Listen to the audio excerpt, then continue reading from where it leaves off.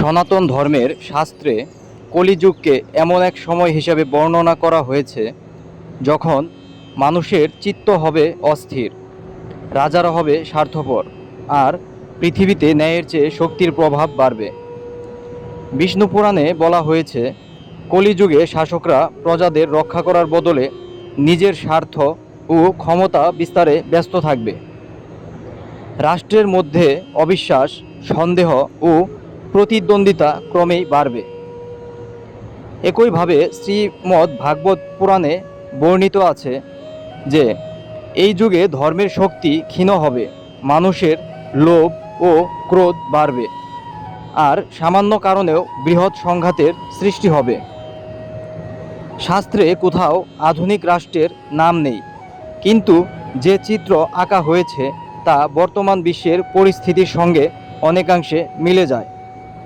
যখন দুই শক্তিশালী রাষ্ট্র পারস্পরিক সন্দেহ, আধিপত্য বিস্তার বা নিরাপত্তা ইস্যুতে এক অপরের মুখোমুখি দাঁড়ায়, তখন কলিযুগের সেই ভবিষ্যৎবাণীর কথাই মনে পড়ে। বলই হবে ন্যায়ের মানদণ্ড। আজকের বিশ্বে শক্তিধর দেশগুলোর মধ্যে উত্তেজনা, নিষেধাজ্ঞা, সামরিক প্রস্তুতি ও কূটনৈতিক দ্বন্দ্ব, এসবকেই অনেকেই কলিযুগের লক্ষণ হিসেবে দেখেন। মহাভারতে কুরুক্ষেত্রের যুদ্ধের আগে যেমন দীর্ঘদিন ধরে বিরোধ, অপমান, কূটনীতি ব্যর্থ হওয়া এবং অহংকারের সংঘর্ষ দেখা গিয়েছিল, তেমনি আধুনিক আন্তর্জাতিক সম্পর্কেও দেখা যায় যুদ্ধ হঠাৎ আসে না, তার পেছনে থাকে দীর্ঘ রাজনৈতিক টানাপোড়েন। শ্রীকৃষ্ণ শ্রীমদ্ ভাগবত গীতাতে অর্জুনকে বলেছিলেন, যখন অধর্ম বাড়ে তখন সংঘাত অনিবার্য হয়ে ওঠে।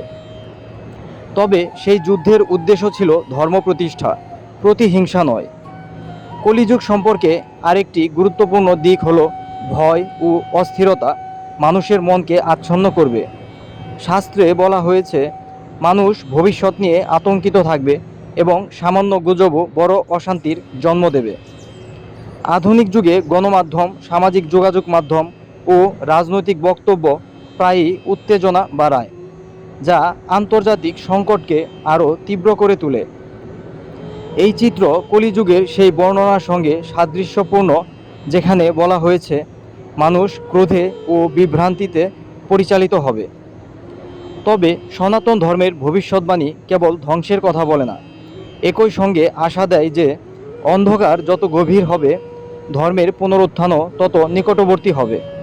শাস্ত্রে উল্লেখ আছে যে কলিযুগের চরম অবক্ষয়ের পর বিষ্ণুর শেষ অবতার কল্কি অবতার আবির্ভূত হয়ে ধর্ম পুনঃপ্রতিষ্ঠা করবেন। এই বর্ণনা প্রতীকী অর্থে আমাদের মনে করিয়ে দেয়, অশান্তি ও যুদ্ধের মাঝেও ন্যায়, সত্য ও শান্তির পথ শেষ হয়ে যায় না।